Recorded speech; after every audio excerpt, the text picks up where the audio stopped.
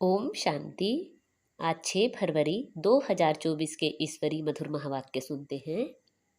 मीठे बच्चे, अपने हार और जीत की हिस्ट्री को याद करो। यह सुख और दुख का खेल है। इसमें 3/4 सुख है और 1/4 दुख है, इक्वल नहीं।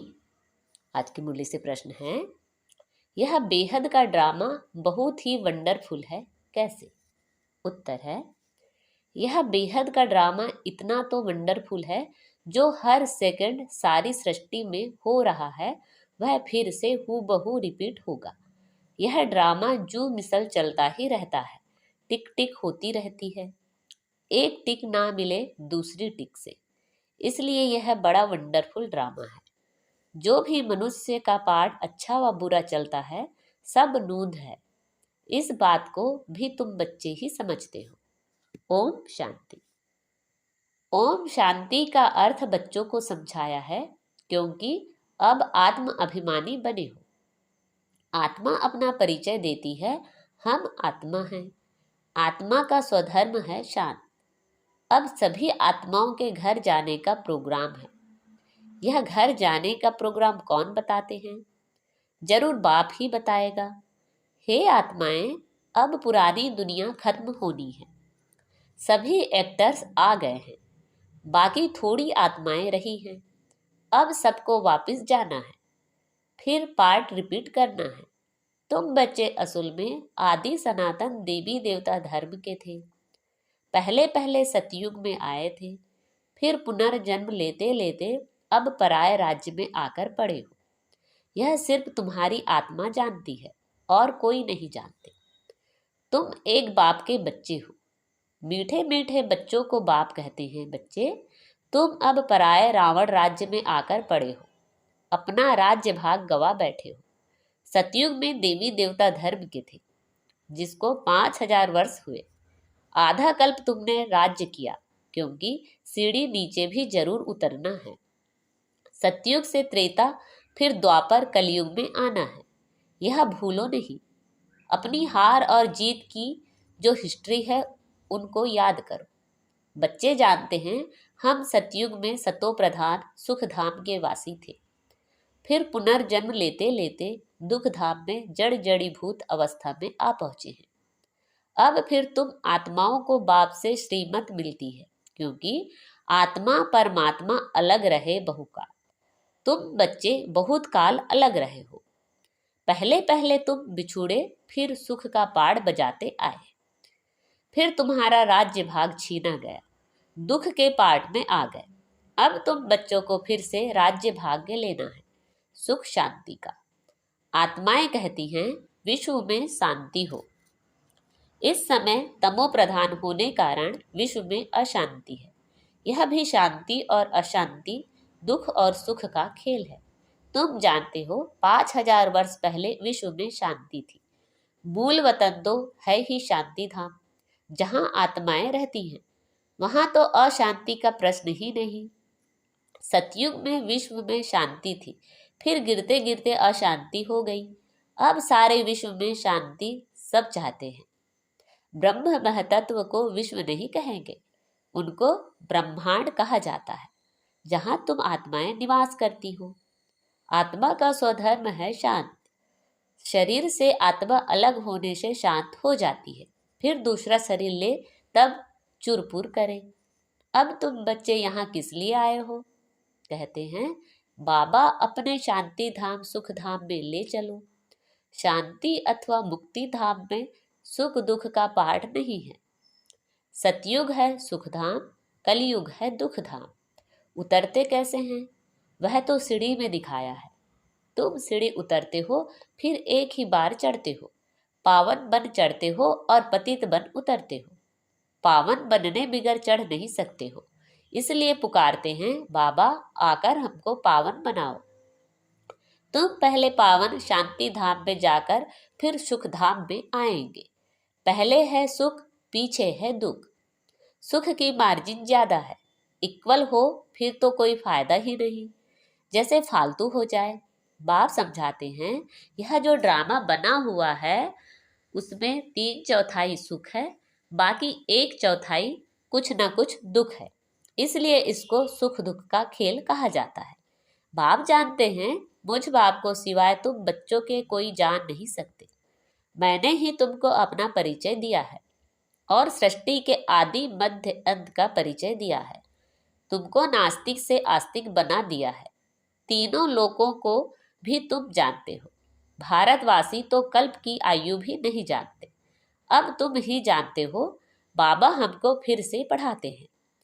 बाप गुप्त वेश में पराये देश में आए हैं। बाबा भी गुप्त है। मनुष्य अपनी देह को जानते हैं, आत्मा को जानते नहीं। आत्मा अविनाशी, देह विनाशी है। आत्मा और आत्मा के बाप को तुम्हें कभी भूलना नहीं चाहिए। हम बेहद के बाप से वर्षा ले रहे हैं। वर्षा तब मिलेगा जब पवित्र बनेंगे। इस रावण राज्य में तुम पतित हो, इसलिए बाप को पुकारते हो। दो बाप हैं, परम पिता परमात्मा सभी आत्माओं का एक बाप है।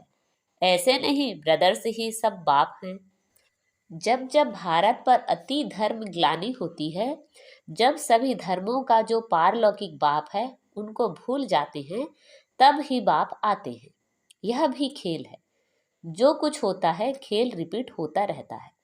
तुम आत्माएं कितना वारी पाड़ बजाने आती हो और जाती हो। यह नाटक अनादि जो मिसल चलता रहता है, कभी बंद नहीं होता। टिक टिक होती रहती है, परंतु एक टिक ना मिले दूसरे से। कैसा कैसा वंडरफुल नाटक है। सेकंड सेकंड में कुछ सारी सृष्टि में होता रहता है, वह फिर रिपीट होगा। जो हर धर्म के मुख्य पाठधारी हैं उनका बताते हैं, वह सब अपना अपना धर्म स्थापन करते हैं, राजधानी नहीं स्थापन करते हैं। एक परम पिता परमात्मा धर्म भी स्थापन करते और राजधानी अथवा डिनास्टी भी स्थापन करते हैं। वह तो धर्म स्थापन करते हैं, उनके पिछाड़ी सबको आना है। सबको ले कौन जाता है? बाप। कोई तो बहुत थोड़ा पाड़ बजाया और खलास, जैसे जीव जंतु निकले और मरे। उनकी तो जैसे ड्रामा में बात ही नहीं। अटेंशन किस तरफ जाता है? एक तो क्रिएटर तरफ जाएगा, जिसे सब कहते हैं ओ गॉड फादर, हे परम पिता परमात्मा। वो सभी आत्माओं का पिता है। पहले आदि सनातन देवी देवता धर्म था। यह कितना बड़ा बेहद का झाड़ है। कितने मत मतांतर, कितनी वैरायटी चीजें निकली हुई हैं, गिनती करना मुश्किल हो जाता है। फाउंडेशन है नहीं, बाकी सब खड़े हैं।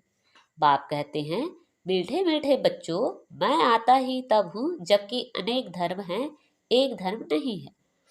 फाउंडेशन प्राय लोप है, सिर्फ चित्र खड़े हैं।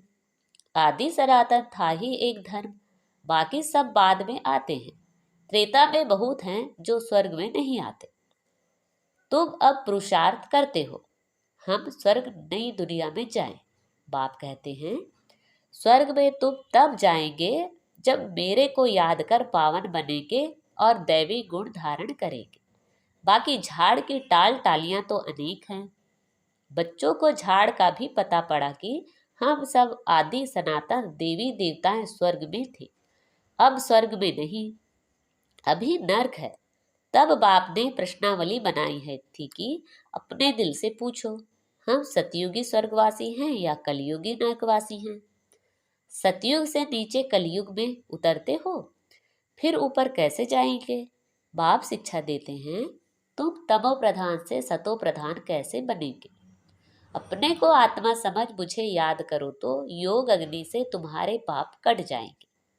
कल्प पहले भी तुमको ज्ञान सिखलाकर देवता बनाया था, अभी तुम तमो प्रधान बन पड़े हो, फिर जरूर कोई तो सतो प्रधान बनाने वाला होगा।